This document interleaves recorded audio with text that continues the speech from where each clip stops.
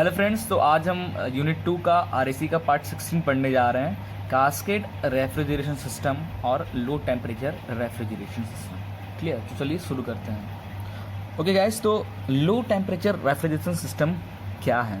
ठीक है, तो इससे पहले जो हम लोग पढ़ रहे थे सिस्टम, तो उसमें जनरली हम क्या कर रहे थे, कोई रेफ्रिजरेंट यूज़ कर रहे थे आप टेम्परेचर मेंटेन करने के लिए, या फिर हम उससे पहले पढ़ रहे थे तो एयर रेफ्रिजरेशन सिस्टम यूनिट 1 में पढ़ा था, तो एयर को यूज़ कर रहे थे एज ए रेफ्रिजरेंट।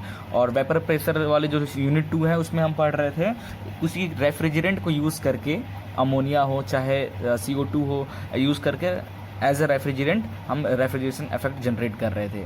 ना लो टेम्परेचर रेफ्रिजरेशन कैसे काम करता है? अब जो हमारे जो रेफ्रिजरेंट हैं, जनरली जो हमारे रेफ्रिजरेंट हैं वो मैक्सिमम -68 डिग्री सेल्सियस तक ही ठंडा कर सकते हैं, उससे ज़्यादा वो नहीं कर सकते हैं। बट अगर आपको उससे भी ज़्यादा चाहिए, इन दैट केस आप क्या करोगे?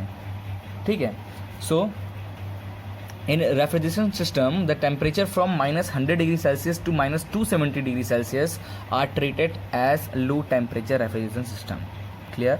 और this low temperature are required for cold treatment of metal, liquefaction of petroleum vapor, liquefaction and separation of atmospheric gases, production of dry ice। यहाँ यूज़ होते हैं। तो कोल्ड ट्रीटमेंट जब हम करते हैं, मेटल को कोल्ड ट्रीटमेंट करते हैं, इन डैट केस हम ये लो टेम्परेचर रेफ्रिजरेशन का यूज़ करते हैं। ठीक है, पेट्रोलियम को लिक्विफिकेशन मोड में चेंज करने के लिए, लिक्विफिकेशन करने के लिए पेट्रोलियम वेपर को में हम यूज़ करते हैं। ठीक है, सेपरेटिंग करने के लिए, एटमॉस्फेरिक गैसेस को सेपरेट करने के लिए, या लिक्विफिकेशन करने के लिए, या प्रोडक्शन या जिसमें हम ड्राई आइस जैसे प्रोड्यूस करते हैं, वहाँ वो सब चीज़ के लिए हम ये प्रोसेस का यूज़ करते हैं। क्लियर? तो सबसे पहला जो इसका है हमारा कास्केड रेफ्रिजरेटर सिस्टम। ओके, तो आइए देखते हैं इसकी वर्किंग कैसे है। Now, to obtain low temperature of order -100 degree Celsius to -270 degree Celsius by use of vapor compression system, single or multi-stage are quite difficult. Okay, तो आप जो multi stage compression system use करें या simple vapour compression system use करें, तो इतना जो temperature difference है इतना करना बहुत मुश्किल होता है उसके थ्रू।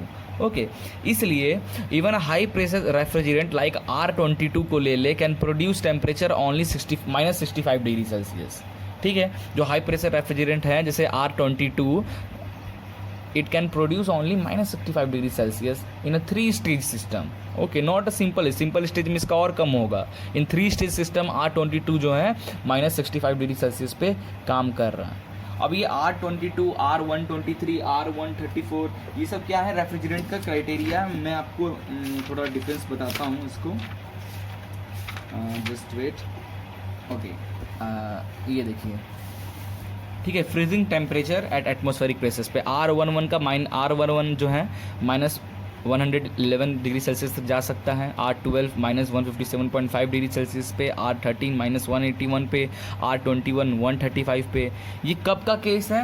जब आप उतना मेंटेन करके रखो, उतना प्रेशर क्या चाहिए, ये डिफरेंसेस है। आप जैसे कि अगर आप चाहो टेम्परेचर कम हो तो आपका प्रेशर ज़्यादा हो गया तो कंप्रेसर की साइज बढ़ जाएगी, तो मेंटेन करके रखना पड़ता है। ठीक है, तो R22 बेस्ट रहता है इस केस में। तो R22 को जब आप यूज़ करोगे, वो भी मल्टी स्टेज 3 स्टेज में, तब जाकर वो आपको प्रोड्यूस मैक्सिमम -65 डिग्री सेल्सियस करेगा। Okay, so a cascade system using a series of refrigerant with progressively lower boiling pressure in a series of single stage unit is found to be the solution of this problem। अब अगर आपको इस range तक अगर चाहिए temperature, in that case हम cascade system का use करते हैं। कास्केड सिस्टम में होता क्या है, हम 2 अलग अलग रेफ्रिजरेंट का यूज़ करते हैं। एक लो प्रेशर कास्केड कंप्रेसर होता है, एक हाई प्रेशर कास्केड वो होता है। मीन्स अगर आप देखो तो ये, तो हमने 2 कंप्रेसर को एक दूसरे से अटैच किया, ठीक है, और दोनों का रेफ्रिजरेंट अलग है। क्लियर? अब इसके थ्रू हम वो टेम्परेचर को डेवलप करेंगे। Clear? Now in this system a cascade condenser serve as a evaporator for the high temperature cascade system and condenser for the low temperature cascade system. अब जैसे इसका एग्जांपल मैं आपको देता हूँ, ठीक है, ये कैसे काम करता है। ये आपका हो गया कंप्रेसर। क्लियर? ये हो गया आपका इवापोरेटर, क्लियर है। ये है आपका एक्सपेंशन वाल्व, ये है आपका कंडेंसर, क्लियर है। अब ये वर्क कर रहा है, इसमें एक रेफ्रिजरेंट है, ये रेफ्रिजरेंट आ रहा है इवापोरेटर यहाँ पे ठंडा कर रहा है, ठीक है। यहाँ ये ठंडा, यहाँ से जो फ्लूइड रेफ्रिजरेंट आ रहा है वो काफ़ी कम टेम्परेचर पे है। फॉर एग्जांपल ले लिया जाए इसको -8 डिग्री सेल्सियस है, ठीक है, -8 डिग्री सेल्सियस। तो ये आपका जो फूड वगैरह हो उसको मेंटेन करके ठंडा करके रखा हुआ है, ठीक है। और अगेन फिर यहाँ से जब निकल रहा है तो वो हीट हो जा रहा है, क्योंकि हीट एक्सचेंज हो रहा है दूसरा जो आपके फ्रूट्स वगैरह है उससे, and again it will B expand and go for condenser, ठीक है। या इस mistake not like that, it's goes from this, first goes in the, ये मिस्टेक है यहाँ पे, ओके। सही था, सिर्फ ये हमारा कंडेंसर हो गया। अब ये ऐसी वर्किंग करता है, कंप्रेसर से हमारा रेफ्रिजरेंट आया, कंडेंसर में गया, ठंडा हुआ, again it will be expand at low temperature and goes to the evaporation valve, ठीक है। ये this is expansion go to the evaporator, in which जो आपने जो फूड वगैरह रखा है उसको उससे हीट एक्सचेंज करता है, ठीक है। क्योंकि ये -8 डिग्री सेल्सियस तक रेफ्रिजरेंट आ रहा है, ये 20 है, तो उसको हीट एक्सचेंज करेगा and again it process will be working. अब देखो, तो ये हमारा सिंपल साइकिल था। अब कास्केट सिस्टम में हम क्या करते हैं, ठीक है, कास्केट सिस्टम में हम क्या करेंगे, यहाँ पे हीट एक्सचेंज हो रहा है, किससे, आपके फूड से हीट एक्सचेंज हो रहा है, ठीक है। तो नॉर्मली जो ये यहाँ पे जो टेम्परेचर आपके जो रेफ्रिजरेटर का टेम्परेचर जो है -65 डिग्री सेल्सियस तक ही मेंटेन कर पाएगा, वो भी 3 स्टेज में जब आप R22 को यूज़ करेंगे, ओके। बट अगर आपको टेम्परेचर और कम करना हो, इन डैट केस आप क्या करोगे, आपको करना क्या है, यहाँ पे एक ये इवापोरेटर को जो है, इसको ये इवापोरेटर है, इस सिस्टम का इवापोरेटर और इस सिस्टम का कंडेंसर, ठीक है। एक और नया सिस्टम यहाँ पे जोड़ दीजिए जिसका ये कंडेंसर होगा। जैसे बोला जाए,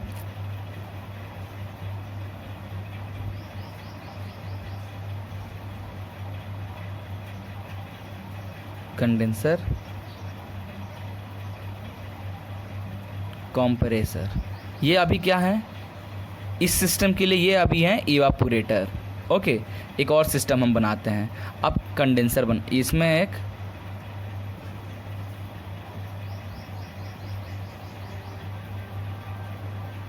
इवापोरेटर, दिस, ओके। इस सिस्टम के लिए ये वाला जो है ये क्या है, कंडेंसर है, ठीक है।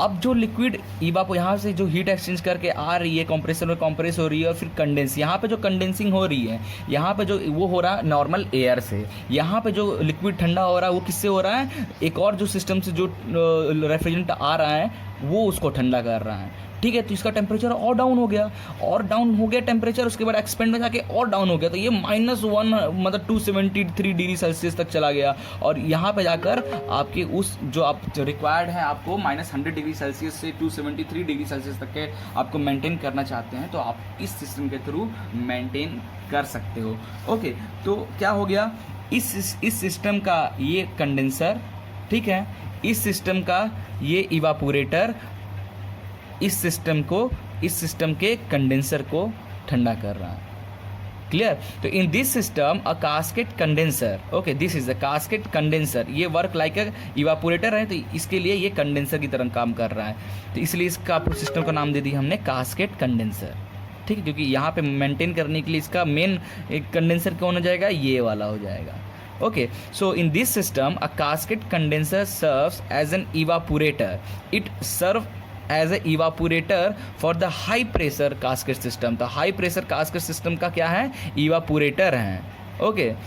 And condenser for the low temperature, और ये वाला किसका है, लो टेम्परेचर, ये जो लो टेम्परेचर कास्केट कंप्रेसर है इसका कंडेंसर है, और हाई टेम्परेचर कास्केट सिस्टम का क्या है, हमारा इवापोरेटर, ओके। तो इस मेन इवापोरेटर के लिए ये सिस्टम हमारा कहलाता है कास्केट कंडेंसर, ओके। तो कैसे वर्क करता है, क्लियर हो गया। नाउ इसका जब आप पीवी डायग्राम देखोगे तो ये जो आपको ब्लैक कलर से दिख रहा है, ठीक है, पॉइंट दिस 1 6 7 8 ये जो दिख रहा है आपको, ये है हमारा पहले वाले सिस्टम का हाई टेम्परेचर कास्केट कंप्रेसर के लिए है। और ये जो ब्लू कलर से आपको दिख रहा है पॉइंट, दिस इज पॉइंट 1 2 3 4, ये जो दिख रहा है ये लो टेम्परेचर कंप्रेसर के लिए है। तो एक ये सिस्टम है, इस सिस्टम के लिए एक हमारा बनाया, इस सिस्टम के लिए एक हम बनाया, दोनों को ये कंबाइन हो रहा है। यहाँ पे कहाँ पे कंबाइन हो रहा है, इसका इवापोरेटर इसे कंडेंसर से हीट एक्सचेंज कर रहा है। तो देखो, तो ये ब्लैक वाला इसका इवापोरेटर ब्लू वाले का लो टेम्परेचर वाले का कंडेंसर से हीट एक्सचेंज कर रहा है। ओके, तो ये डायग्राम ऐसे बना है। Now let us assume m1 is the mass of refrigerant flowing through the low temperature cascade system. Okay, low temperature cascade system में हमारा जो मास ऑफ रेफ्रिजरेंट मूव कर रहा है m1 which is equal to 210 Q upon H1 minus H4। Okay, this H1 minus H4 इस system, ये लो temperature cascade system ये है, तो इसमें m1 मूव हो रहा है, तो क्या हो जाएगा H2 माइनस H1 m1, ठीक है, H1 minus H, this minus 4 in evaporator, yes, in evaporator, not in compressor. Okay, now m2 mass of refrigerant flowing through the high temperature casket system. Okay, therefore heat absorbed in the heat exchanger high temperature casket system, according to energy balance equation, heat absorbed in the high temperature casket system is equal to heat rejected in the low temperature casket system, which is equal to m2 h5 minus h8। कैसे, ये देखो, black वाले का 5 और 8 है evaporator low temperature वाले का, और हाई टेम्परेचर कंप्रेसर है उसका इवापोरेटर है 5 और 8 के बीच में, और लो टेम्परेचर कंप्रेसर सिस्टम जहाँ लगा है उसका ये कंडेंसर है 2 और 3 का। ओके, तो ये दोनों बोल रहा है, ये हीट इवापोरेटर हीट रिजेक्ट कर रहा है, कंडेंसर हीट ले रहा है इन कास्केट सिस्टम में। ओके, तो क्या हो जाएगा, इसमें कौन सा मूव हो रहा है m2, तो m2 इसलिए m2 h5 minus h8, h5 minus h8 is equal to m1 h2 minus h3, m1 h2 minus h3 where h3 is equal to hf3। Okay, from this diagram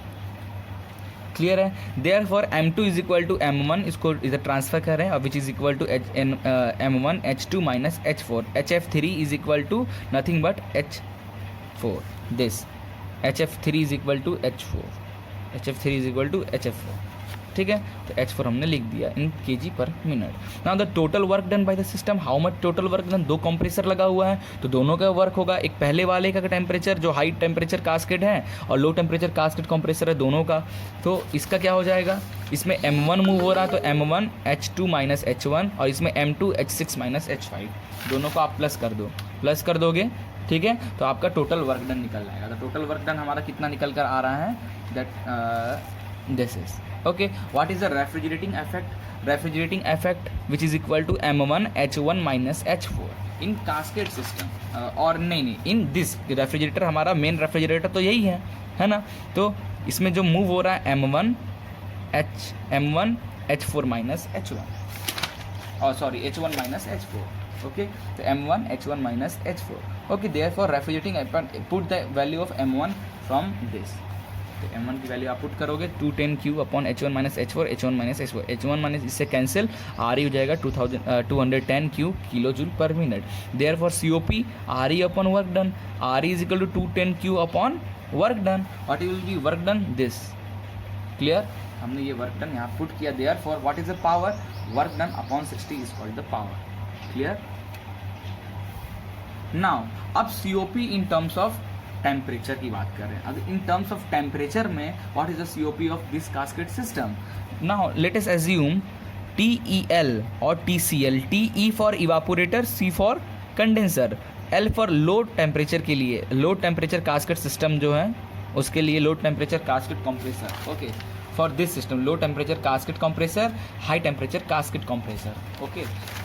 इसका evaporator, इसका condenser, इसका condenser, इसका evaporator, तो इसको हमने नाम दिया है TEL TCL फॉर लो, और फॉर हाई साइड जो है इस साइड वाला जो है TEH और TCL।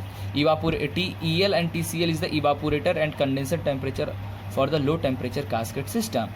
TEH and TCH is equal to evaporator and condenser temperature for the high temperature cascade system. Clear?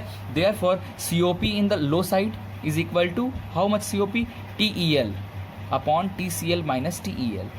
Temperature of evaporator at low side upon temperature of condenser in low side minus temperature of evaporator low side. Similarly, in COP for hot side, TEH upon TCH minus TEH. Okay, in condenser minus evaporator temperature. Now we already discussed that the low temperature cascade condenser temperature TCL is equal to the high temperature cascade evaporator temperature.